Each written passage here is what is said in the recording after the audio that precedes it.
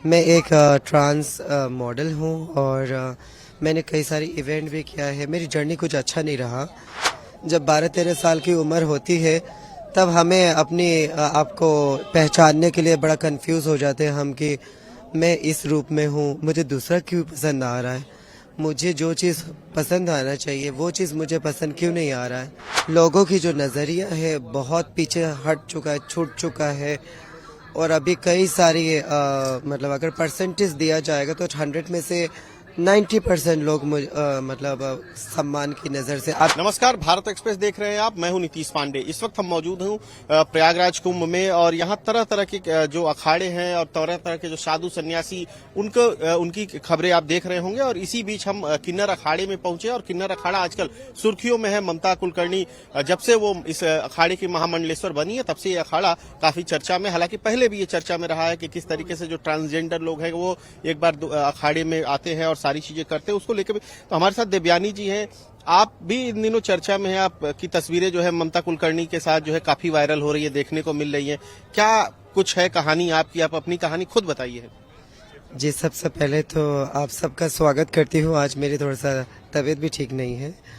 ये ममता कुलकर्णी वाला जो बातें है ये एक्चुअली उस दिन ये एक संयोग है। उस दिन शाम को मेरी भी पिंडदान था, उनका भी पिंडदान था, तो दोनों की एक साथ ही हुआ है और संयोग से मैं एक साथ ही हुई।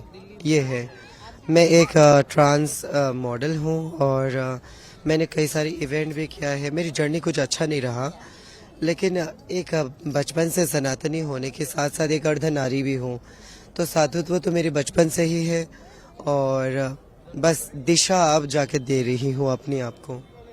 एक सवाल, चूंकि आप मॉडलिंग भी करती रही हैं, तो मॉडलिंग के करियर के बारे में बताइए कि किस तरीके से आपकी एंट्री मॉडलिंग में हुई, फिर किन्नर अखाड़े में सनातनी एक साध्वी के रूप में आप दिखाई दे रही हैं। जी देखो, हम तो जब पैदा होते तब से हमारा संघर्ष शुरू हो जाता है।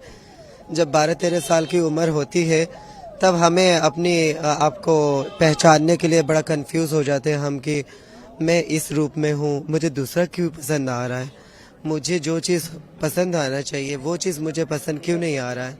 तो इस तरह से कई सारी चीज़ें शुरुआत होती है। फिर उसके बाद जब हम धीरे धीरे बड़े होते हैं और उसके बाद जब अपने आप को पहचानने के लिए जब इस इतनी बड़ी विशाल धरती में जब निकल पड़ते हैं तो कहीं ना कहीं हम अपने आप को पहचानने के लिए बहुत सारा चीज़ स्ट्रगल करते हैं। और मॉडलिंग तक पहुंचने के लिए मेरे बहुत सारे स्ट्रगल रहा है। और वहाँ पे भी जब मैं पहुंची तो मैं 2019 में ट्रांस इंडिया नाम का एक शो था जो दिल्ली में हुआ था, द्वारका में रेडिसन ब्लू होटल में। तो वहाँ पे ये शो हुआ और मैंने वहाँ पे पार्टिसिपेट किया। करने के बाद फिर मुझे एक अच्छा टैग मिला बेस्ट टैलेंटेड का। फिर उसके बाद मैंने कई सारे समाज के कार्यकर्ता में योगदान किया। अवार्ड शो जैसे बहुत सारी शोज़ की, जैसे कि अवार्ड शो में हो गया कई सारे विकलांगों को बुला के सम्मान करना। कई सारे लोग ऐसे भी होते हैं जो समाज के लिए बहुत सारे कार्य करते हैं लेकिन उनको कोई भी सम्मान नहीं दिया गया। या फिर सम्मान की बात कर रही थी आप। अक्सर किन्नरों को जब देखा जाता था पहले के दिनों में, अब से जब से अखाड़ा बन गया तब से तो स्थिति बदल रही है, लेकिन पहले जब लोग देखते थे किन्नरों को तो उनको बड़ी हीन भावना से देखते थे, तरह तरह के कमेंट करते थे, गंदी नजरों से देखा जाता था। लेकिन जब से अखाड़ा बना, लक्ष्मी जी खुद पीएचडी हैं, डॉक्टरेट की उपाधि उनके पास है, आप मॉडलिंग के सेक्टर से आई हैं, ममता कुलकर्णी खुद एक बड़ी टीवी एक्ट्रेस, माफ कीजिएगा बॉलीवुड एक्ट्रेस रही हैं। अब ऐसे लोग जब जुड़ रहे हैं इस अखाड़े से, किन्नरों के अखाड़े से, तो आपको क्या लग रहा है, कुछ किन्नरों की स्थिति पहले से सुधार हो रही है? क्या महसूस करती हैं आप? जी देखो, सुधार और सुधरना जो है ना, ये दो अलग अलग शब्द है ना। लेकिन हाँ, इतना आपकी बातों का जवाब दे सकती हूँ मैं कि लोगों की जो नज़रिया है बहुत पीछे हट चुका है, छूट चुका है।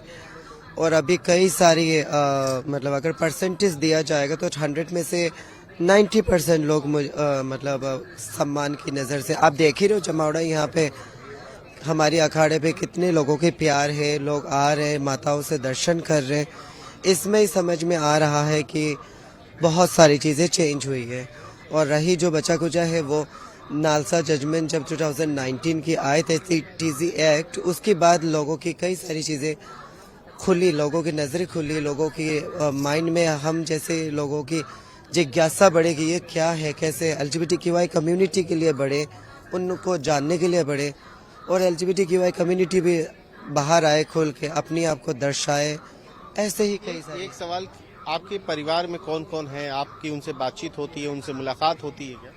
हाँ जी बिल्कुल, मेरी फैमिली पहले तो एक्सेप्टेंस नहीं था, और अभी तो फैमिली के साथ ही हूँ मैं, फैमिली भी एक्सेप्ट करती है। कौन कौन है घर में?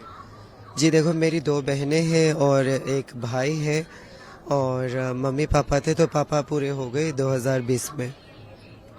अच्छा, एक सवाल और जानना चाहूंगा कि ममता कुलकर्णी के साथ तस्वीर वायरल हो रही है आपकी, कुछ बातचीत हुई आपसे, मुलाकात हुई उनसे?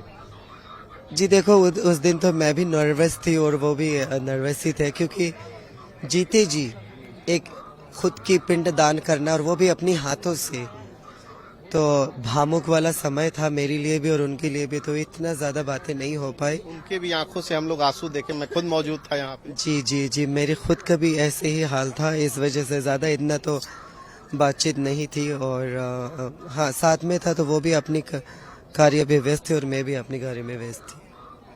अभी जब आपकी तस्वीरें उनके साथ वायरल हो रही हैं सोशल मीडिया पर, उस पर क्या कहना चाहेंगे? जी देखो, अच्छा तो लगता ही है जब सब पहचानने लगते हैं, लेकिन कई सारे सवाल ऐसे खड़े होते हैं कि आप उनके साथ कैसे, ये वो, तो वो एक संयोग था, क्योंकि शाम को मेरी भी पिंडदान होना था, पंडित जी ने ही टाइम डिसाइड किया और ऐसे ही मुलाकात। अभी अखाड़े में आपकी क्या जिम्मेदारी मिली है, आपको क्या देखना है? जी देखो, अभी जिम्मेदारी तो पट्टा अभिषेक की बात होता है, अभी जस्ट पिंडदान हुआ है, अभिषेक तो होगा आज। चलिए, आज अभिषेक होगा, इनका पट्टाभिषेक होगा, लेकिन जिस तरीके से जब से ममता कुलकर्णी खुद महामंडलेश्वर बनी है इस अखाड़े से, तब से इनके उनके साथ जो है इनकी दिव्यानी जी की तस्वीरें वायरल हो रही हैं। इस तरीके की और तब खबरों को देखने के लिए देखते रहिए भारत एक्सप्रेस।